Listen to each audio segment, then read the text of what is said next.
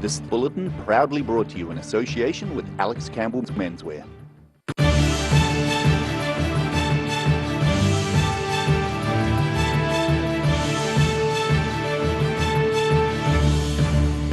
Tonight on The South Today, another Dunedin music venue has closed its doors, leaving the city's music community hunting for another medium to large venue. With COVID level 2 across the South Island, some sports can return, including motor racing in central Otago. And large pylons which have spanned Otago Harbour for about 60 years are being taken down one by one.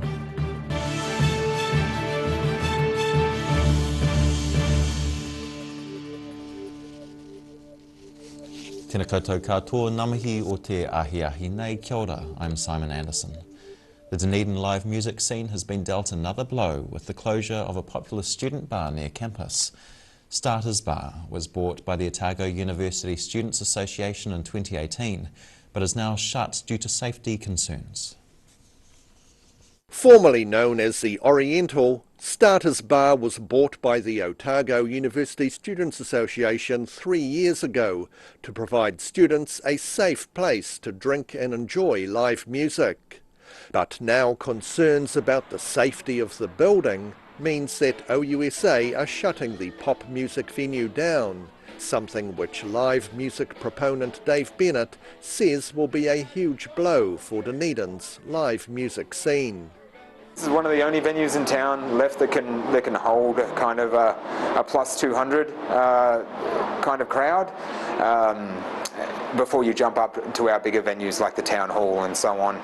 We've got quite a gap now between the small bars in town and the Town Hall, which is basically a 5,000 seater, or somewhere like the Glenroy, which goes up to 600 or so. Bennett says with this mid-sized live music venue now closed, a number of touring pop music bands may well have to cross Dunedin shows off their schedule. And it does make it very difficult for a lot of national level touring acts and smaller international touring acts to find places that are viable to tour in this town, and that limits support band slots, and it limits the exposure local bands get to audiences, and it just generally detracts from the overall vibrancy of the scene. OUSA President Michaela Waite-Harvey says the bar's closure is not the end of the association's plans to provide Dunedin students with a safe place to unwind after their classes.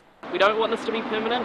We'll start discussions with stakeholders like the DCC and with the university to try and find some quick solutions. There may be some creativity involved because there are a lot of key events coming up for students, House High Friday. Obviously orientation next year is an important one where we need a safe venue for students, so we'll be creative and push forward and find something, and ideally find a permanent place for starters to be rehoused. Bennett is inviting people to join him at savedunedinlivemusic.com to submit suggestions about the future of live music to the Dunedin City Council. In Dunedin, The South Today. Speaking to the nation after a 3 p.m. cabinet meeting, the Prime Minister has announced current COVID-19 alert levels will remain this week. New Zealand outside of Auckland will remain at alert level 2 for another week until midnight the 21st of September, with Auckland staying at level 4 for the same period. There are 33 new COVID cases today and a significant increase from the 20 announced yesterday. The Ministry of Health said of today's cases, all were in Auckland, and 32 of the 33 cases have been linked to previous cases. When asked by reporters, Jacinda Ardern confirmed there are no cases of COVID-19 in the South Island. Rally drivers took part in a hill climb challenge near Alexandra over the weekend. However, with the South currently at alert level 2, spectators were not allowed to attend.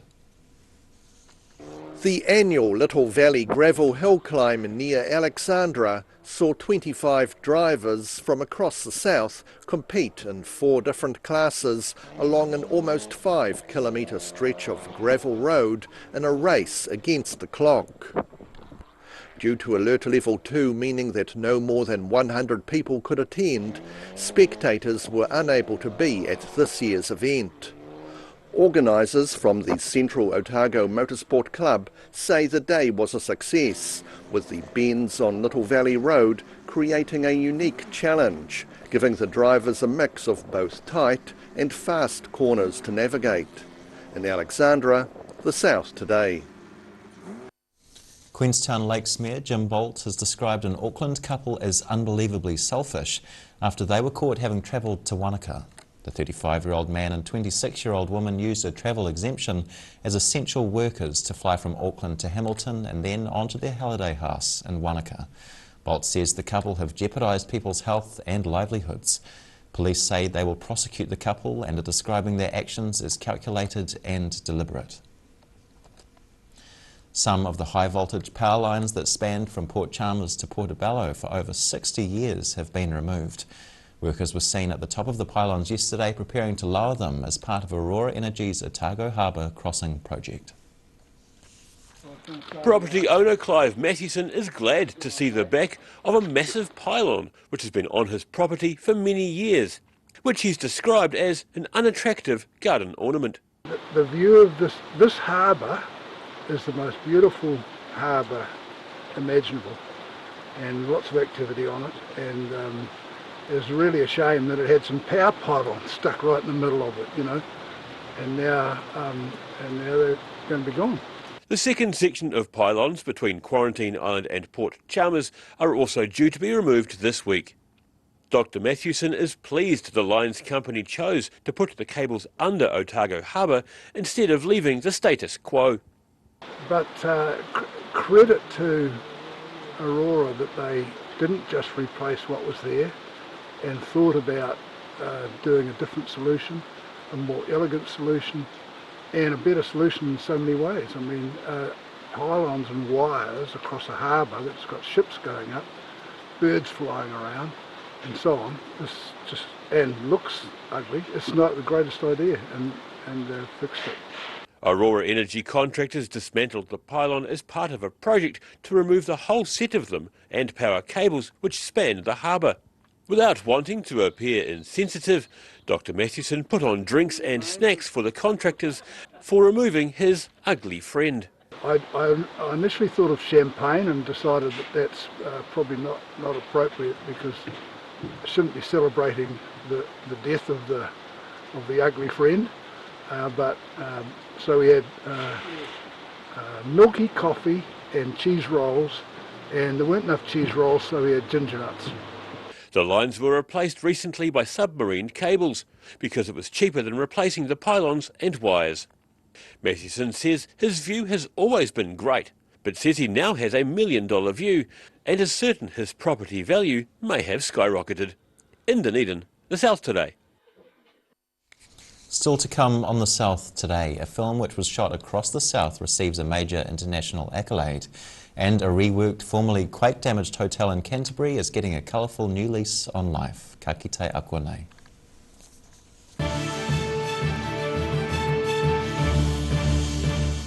Inside are all sorts of innovations from all over China.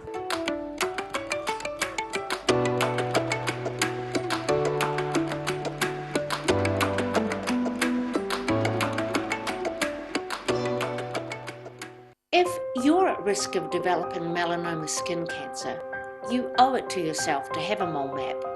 Mole Map is coming to your area. Phone today to make an appointment. It could save your life.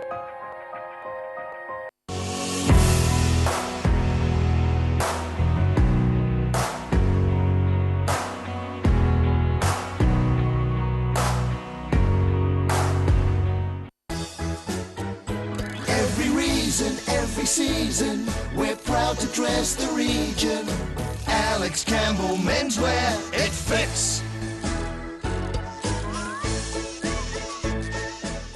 September is Sleeptopia, so that means it's time to wake up, Dunedin, and save money. John's taken 25 to 50% off all bedroom furniture and beds. And John knows beds. Every spring, every foam, and all the sizes in stock and available today. For expert advice and unbeatable customer service, see the sleep specialists at John's Furniture Warehouse, Stafford Street, and online. Where did you get that furniture from? Stafford Street. And my mate John. A poorly maintained heat pump can lose up to 35% of its output. The Mr. Heat Pump Cleaner team are experts. Their specially developed chemical wash is totally biodegradable. Call Mr. Heat Pump Cleaner and get the job done by the professionals.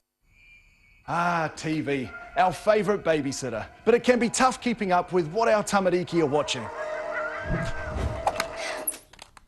Luckily, the Broadcasting Standards Authority has made some smart changes to the classification labels.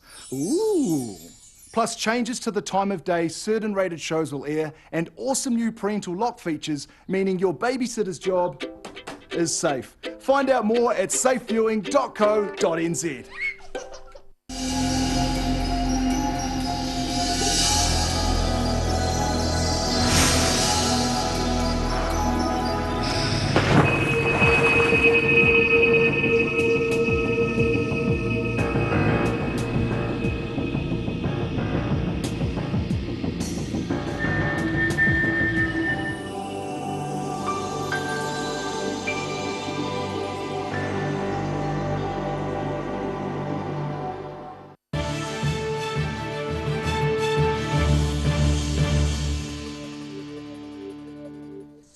Ngā mai anō, welcome back.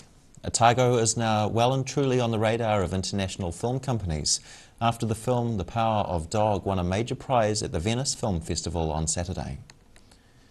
Directed by New Zealander Jane Campion and shot in Oamaru, Central Otago and Dunedin last year, the film recreates the American frontier as it looked in the 1920s. The movie reportedly got a 4-minute standing ovation at the Venice Film Festival, and Campion won a Silver Lion Award for Best Director. Film critics say the win boosts Campion's chances at the Oscars. The film is scheduled for release on Netflix from the beginning of December. Research into the DNA of New Zealand's flightless parrot, the kakapo, may help conservationists save the critically endangered bird. Scientists in Sweden and New Zealand have been working together to sequence the genome of the parrot. A breeding program was established in 1995 with the 51 surviving birds. Nearly all of them were from the inbred population on Stewart Island, with one male from Fiordland also contributing to the program. The DNA research has now revealed that the inbred Stewart Island population actually had less harmful genetic traits than the sole mainland survivor. The genetic variation of kakapo will now be a major consideration for future breeding programs. The old Hororata Hotel in Canterbury is being restored to become an art studio and gallery, selling works by artists from around the district. Called The Artists Inn, the earthquake-damaged building was bought by potter Frank Hackart, who hopes to open it to the public by next month. I've potted for years. Usually part-time, often late at night after sort of my son was in bed and everything was settled down, and sort of decided to try it full-time a while back, set up in West Melton.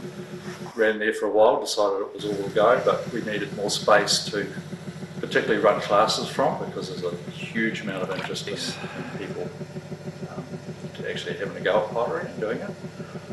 So we started looking around and stumbled across the hotel here and thought it's an absolutely crazy project, going to be a huge commitment for a long period of time, but wow, you know, it's a brilliant building. It's got some really lovely features, lovely bit of grounds around it, and we thought it just would be a great thing to have a go at, and I guess create our own legacy in a place that has a history all of its own work. I think there's a lot of people who sort of have looked at the pub and thought, oh, what a shame the building's sort of not going anywhere, doing anything, and now suddenly they're actually seeing something useful coming out of it. And I think particularly the locals are very happy to see what we're doing with it. There's a lot of change happening not only to the building, we're upgrading it, painting it, tidying it, but also the grounds around it as well. So the appearance of the place is changing dramatically. The big hedge is gone, the front of the building's been exposed for the roadside, and we're putting a lot of planting in. We're basically creating a whole lifestyle for us where we work at home, and this wonderful building is going to be our home and our workplace and our play place and everything else. The main thing left to do at this point is new front doors being put in. so that it's easier access. All going well, we're hoping to open in October. After the break on the south today, strong winds and chaotic weather have already caused mayhem across the south. We see that and what kind of weather is on the way. Hea koko ake nei.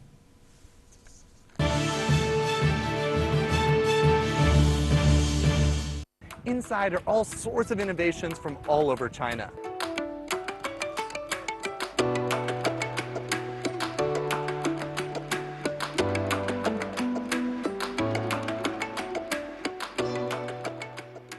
A poorly maintained heat pump can lose up to 35% of its output. The Mr. Heat Pump Cleaner team are experts. Their specially developed chemical wash is totally biodegradable. Call Mr. Heat Pump Cleaner and get the job done by the professionals.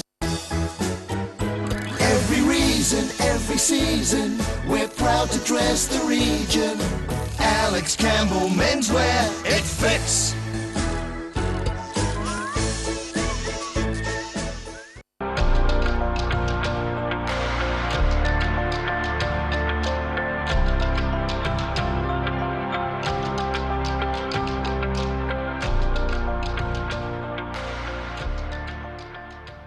September is Sleeptopia, so that means it's time to wake up, Dunedin, and save money. John's taken 25 to 50% off all bedroom furniture and beds. And John knows beds, every spring, every foam, and all the sizes in stock and available today. For expert advice and unbeatable customer service, see the sleep specialists at John's Furniture Warehouse, Stafford Street, and online. Where did you get that furniture from? Stafford Street. And my mate John.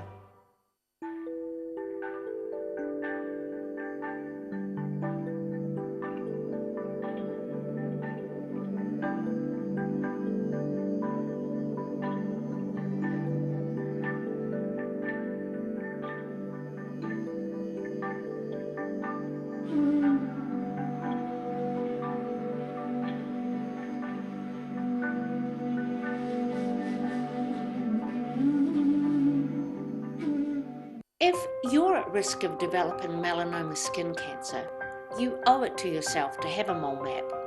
Mole map is coming to your area. Phone today to make an appointment. It could save your life.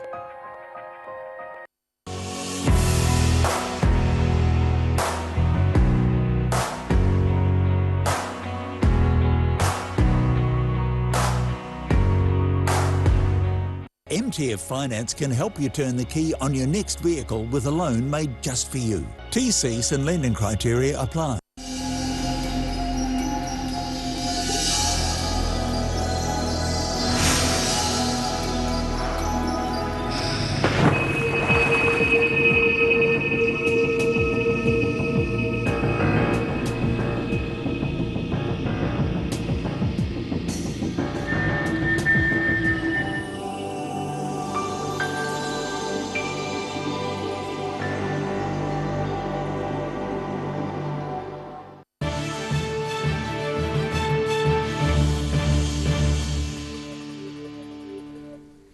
Hoki mai anō. Wild and windy weather conditions over the weekend caused over 1,000 homes to lose power across the South Island. Severe gales with some gusts exceeding 200 kilometres per hour in parts of Otago kept emergency services busy on Sunday. Winds toppled a caravan being towed along Mount Cargill Road at 4:30 p.m. yesterday, and at about the same time another car and caravan were tipped by wind on State Highway 1 near Waihola. And 5 people were flown to Dunedin Hospital by rescue helicopter after a 2-vehicle crash on State Highway 1 near Herbert. One of the vehicles had been towing a high-sided trailer. And now recapping tonight's top stories on the South today. Another Dunedin music venue has closed its doors, leaving the city's music community hunting for a medium to large venue again. With COVID level 2 across the South Island, some sports can return, including motor racing in central Otago. And large pylons which have spanned Otago Harbour for about 60 years are being taken down one by one, with one Port Chalmers resident pleased to see them go. In And now for a look at what's happening in tomorrow's ODT, we welcome Craig Page. Kia ora, Craig. Good evening, Simon. Look, there may be some faked hope and sight from the New Zealand Sports Hall of Fame. Of course, we've had lots of stories in the past week that it may be on its way from Dunedin. The council not prepared to front up with $100,000 to keep it going for the next 12 months. Yep. And also not registering an expression of interest in maintaining it in the city. But today, the family of businessman Ian Edgar has said it's prepared to offer $50,000 or half of the $100,000 required to keep it running for the next 12 months, and that's why they come up with a more detailed plan, which of course Ian Taylor's involved with as well. Yeah, I mean, it's really hit a raw nerve with a lot of our readers, this issue. We've had a flurry, I would guess you could describe it, a flurry of letters from people quite angry that the council hasn't helped out, that they see it as such a significant thing for the city and a bit of a landmark really, and would like to see it continued. So yeah, a bit of pressure going on there. Yeah, it's hoped that this donation from the Edgars could at least give the city a bit more time to come up with a more detailed plan. I mean, there's talk of maybe moving it to the Edgar Centre or even the stadium as well, and really making a feature of it for the city. So we shall see what happens. Time will tell. Decision day again with COVID, of course. The Prime Minister announcing that Auckland's going to remain in level 4 for another week and the rest of the country in level 2. Things staying as they are. Yeah, pretty much. I guess it's going to disappoint a lot in the hospitality sector. They had hoped with level 2 that people would come back, but they haven't come back in the numbers that they'd hoped for. And it's if you wander around the city and the region, there's not a lot of action going in restaurants and bars at the moment. So fingers crossed another week and we can get back to even more reality, hopefully. Travel pages, international travel obviously on the back burner at the moment, but we offer some advice on those keen to head to nature this summer and take on New Zealand's great walks. Something for you to do there, Simon. You know, we've got the Kepler, Rootburn and Milford in our own backyard. So a bit of advice on that front, the do's and the don'ts, and what to squeeze into your pack and what to leave behind at home. So yeah, good story there. And just a bit of sport as well, catching up with the Targa golfer Laura Hoskin, who's in MIQ at the moment. She's just back from California, where she was at the qualifying school for the LPGA. Missed the cut by one shot, agonisingly close. But she's pretty buoyed by her performance over there and thinks she can cut the mustard. So hopefully she can have another crack at qualifying next year. So we wish her the best. Great. Thanks, Craig. Thank you. And time now for a look at the weather. Tonight's weather proudly brought to you by MoleMap. Beginning with the southern view, the Cadbury sign above the former factory's front door. Looking at the situation, it's cold but mostly fine for a few days as the light southerly airflow across the region slowly dies out. It's a run of frosty nights possible inland.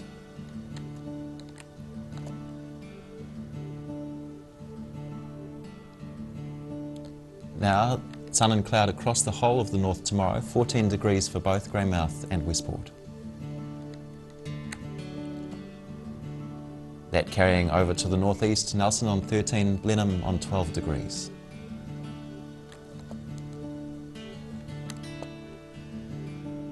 Moving down to Canterbury though, things aren't so flash. Rain across the region, the mercury trending down. Kaikoura 9, Christchurch 8 and Ashburton 7 degrees, the coldest in the whole South Island tomorrow.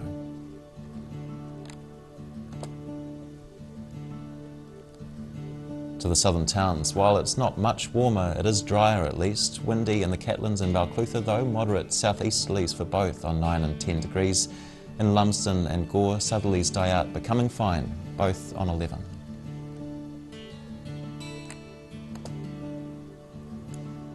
Moving to the Central Lakes, early southerlies die out in Te Anau too, becoming fine on 11 degrees. And it's light southeasterlies for the rest, all becoming fine as well. Wanaka and Queenstown reach 11 degrees, Alexandra on 12.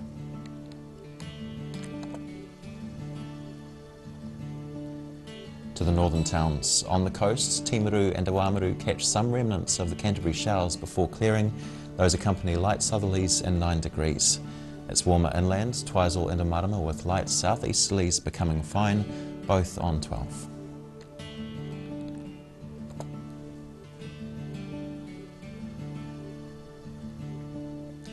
In Dunedin, rug up for wintry showers tonight with strong southwesterlies with hail possible, just 4 degrees. While showers clear tomorrow, it remains cloudy and cold with gusty southwesterlies decreasing.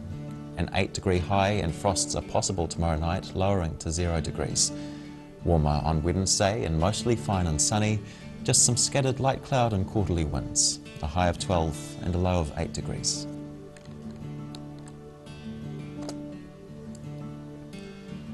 And in Invercargill, showers clearing tonight with an overnight low of 4.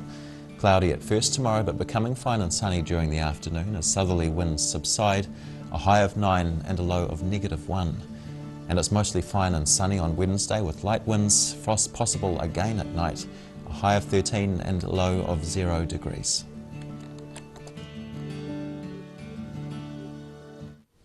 And that's the news this Monday. For the latest news from the southern region, head online to odt.co.nz, and you can follow Channel 39 on Facebook and YouTube. Like and subscribe to be notified of that southern news as it happens. Nō reira, kia pai te pō, ka kite anō.